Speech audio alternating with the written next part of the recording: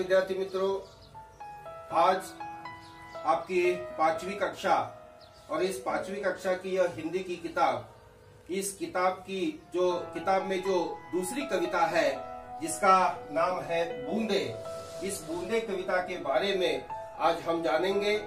इसके कवि है कवि रोहिताश्व अस्थाना।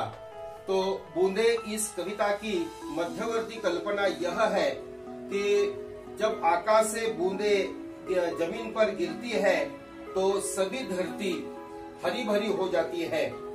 वर्षा ऋतु में बारिश की बूंदे सभी को आनंदित करती है और इसके कारण केवल मानव ही नहीं तो सभी प्राणी पक्षी उल्लासित हो जाते हैं, आनंदित हो जाते हैं और सभी ओर आनंद छा जाता है।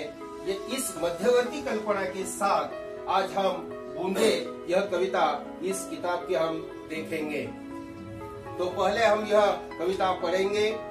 रिम झिम गाती बूंदे, धरती पर है आती बूंदे, खेतों बागों मैदानों में हरियाली छा फैलाती बूंदे, धरती से नालों नदियों में सागर में मिल जाती बूंदे, गर्मी से तपते लोगों को शीतलता पहुंचाती बूंदे, मेंढक मोर पपी है कोयल सबका मन हर्षाती बूंदे, पुरवाई के रथ पर चढ़कर इठलाती मुस्काती बूंदे। तो इसी प्रकार कवि रोहिताश्व अस्थाना जी ने इस बूंदे कविता में जब बारिश का मौसम होता है और आसमान से आकाश से पानी की बूंदे जमीन पर गिरती है और उसके कारण धरती पर जो बदलाव आता है, इसका वर्णन इस बूंदे कविता में क्या है हम कविता देखेंगे। रिम झिम गाती बूंदे, धरती पर है आती बूंदे। तो कवि कहते हैं कि आकाश से जब धरती पर बूंदे गिरती है तो रिमझिम इस प्रकार का आवाज करते हुए ये बूंदे धरती पर आती है और गाती गाती वह बूंदे इस प्रकार धरती पर चली आती है। खेतों बागों मैदानों में हरियाली फैलाती बूंदे। तो यह बूंदे जमीन पर गिरती है तो इसके कारण खेतों में बागों में मैदानों में सभी ओर हरियाली फैल जाती है, सभी ओर हमें हरा भरा दिखाई देता है। धरती से नालों नदियों में सागर में मिल जाती बूंदे। जब आकाश से यह बूंदे जमीन पर गिरती है तो यह बूंदे नालों में से नदियों में मिल जाती है और नदियों में से सागर को मिल जाती है। इसी प्रकार यह बूंदे आकाश से जमीन पर आती है। गर्मी से तपते लोगों को शीतलता पहुंचाती बूंदे।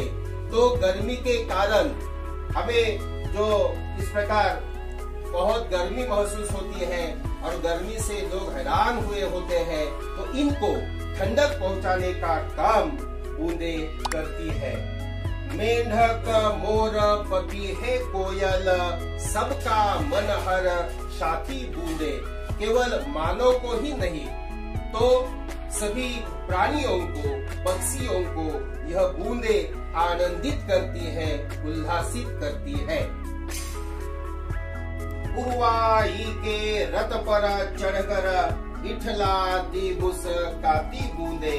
तो पूर्व दिशा से जो हवा बहती है, इस हवा के रथ पर चढ़कर यह बूंदे जो है इठलाती है यानी नखरा करती है, मुस्काती है, आनंदित हो जाती है। तो इसी प्रकार इस पाठ में जो कठिन शब्द आए हैं यह है शीतलता। शीतलता यानी ठंडक, शीतलता ठंडक। हर्षाना, हर्षाना आनंदित होना। आनंदित होना। इठलाना, इठलाना नखरा करना, नखरा करना।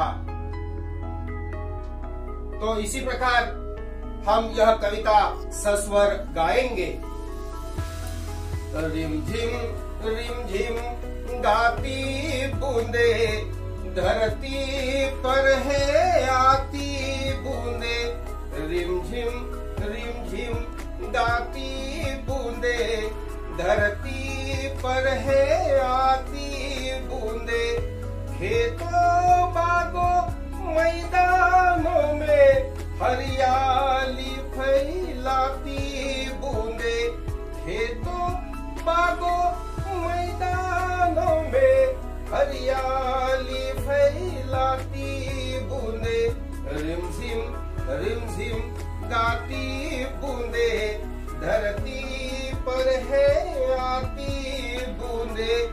धरती से नालों नदियों में, सागर में मिल जाती बूंदे। रिमझिम गाती बूंदे, धरती पर है आती बूंदे। गर्मी से तपते लोगों को शीतलता पहुंचाती बूंदे। रिमझिम गाती बूंदे, धरती पर है आती बूंदे। मेढक मोर पपीहे कोयल, सबका मन हर्षाती बूंदे। रिमझिम गाती बूंदे, धरती पर है आती बूंदे। पुरवाई के रथ पर चढ़कर इठलाती मुस्काती बूंदे। रिमझिम गाती बूंदे, धरती पर है आती बूंदे। रिमझिम गाती बूंदे, धरती पर है आती बूंदे। धरती पर है आती बूंदे। धन्यवाद।